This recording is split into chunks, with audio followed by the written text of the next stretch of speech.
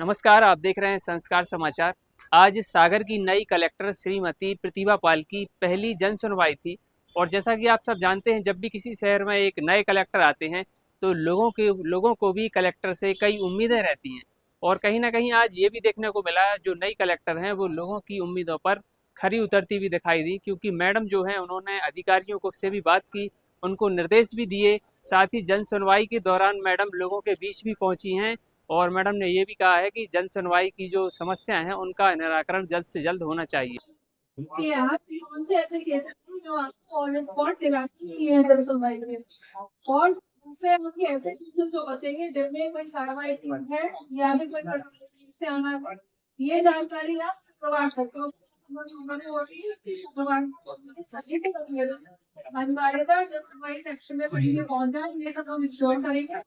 और अगली बार से जब आप प्रेस में बैठते हैं तो पिछले 4 दिन से भी अपने रिकॉर्ड भी रख करके बैठिए कि कोई आवेदक यदि आता है जिसको नहीं मिल पाई है तो उनको वापस जानकारी भी दे सकते हैं कि पूर्व में आपने क्या कार्रवाई की। तो ये 3 गतिविधियां वो आज के आपके ऑन स्पॉट निराकरण, आज की जन सुनवाई के केसेस है वो शुक्रवार तक के निराकरण, और जो पूर्व के कम से कम 4 जन सुनवाई का डेटा नेक्स्ट जन सुनवाई में आप उनको रख के बैठेंगे, ये सब लोग सुनिश्चित करेंगे।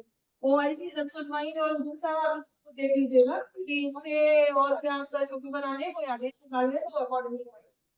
और एक जो अपने सभी मुख्यालयों पर तहसील मुख्यालयों पर जो जन सुनवाई हो रही है उसका भी प्रतिवेदन मंगा लीजिए कि वो भी सेक्शन मुझसे, ताकि अनावश्यक जिनको यहाँ होने की आवश्यकता नहीं वो लोग यहाँ ना अपने तहसील और ब्लॉक मुख्यालय है। ऐसे मैं ये भी बता दूं कि आज अपने सभी तहसील मुख्यालयों पर भी जन सुनवाई आयोजित की है, क्योंकि ये प्रथम दिन था।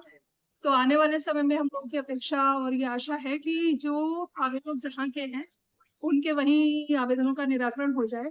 आज की जो जन सुनवाई हम लोगों ने देखी उसमें जो केसेस थे वो ज्यादा राजस्व विभाग के थे, एमपीवी के थे, अर्बन के भी थे और भूअर्जन से संबंधित केसेस थे, तो उनका निराकरण मैम आपने कुछ अधिकारियों को भी दिशा निर्देश दिए हैं, क्या निर्देश दिए हैं? बेसिकली जन सुनवाई में आने वाले आवेदन रिपीट ना हो, उनके निराकरण तय समय सीमा में हो, इसका प्रयास किया जाए।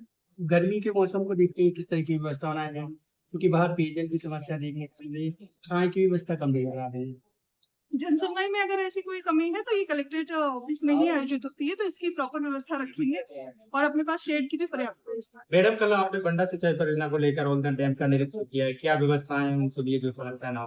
देखिए उसकी एक अपनी R&R की पॉलिसी है और R&R की पॉलिसी के अनुसार लोगों को मुआवजा वितरण, अन्य भी जो सुविधाएं मिलनी है वो समय से मिले, जो हम लोगों की रिलोकेशन है वो टाइम से हो जाए, बारिश से पहले हो जाए, इसके संबंध में एक तैयारी की गई है।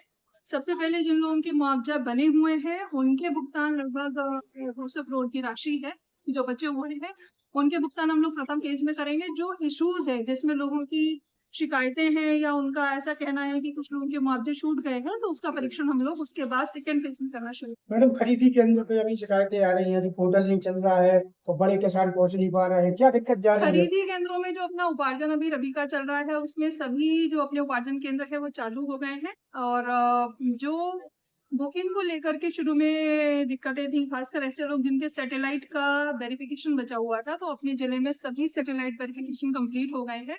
तो कहीं भी अब जो बुकिंग की समस्या थी वो नहीं आ रही है। और किसी भी ऐसे केंद्र में जहां पर शासन के जो तय दिशा निर्देश है कि किसानों की खरीदी किस प्रकार से होनी है, छाया पानी की व्यवस्था क्या रहनी है, यदि उसमें कहीं भी कोई कोताही होगी तो ऐसे लोगों के खिलाफ हम लोग कड़ी कार्रवाई करेंगे। सामान्य शासन आदेश अनुसार हम किसी भी विभाग में शिकायत पेटी नहीं लगी थी। इसका भी परीक्षण कराएंगे। ये सामान्य व्यवस्थाएं हैं जो सभी ऑफिस में होनी चाहिए।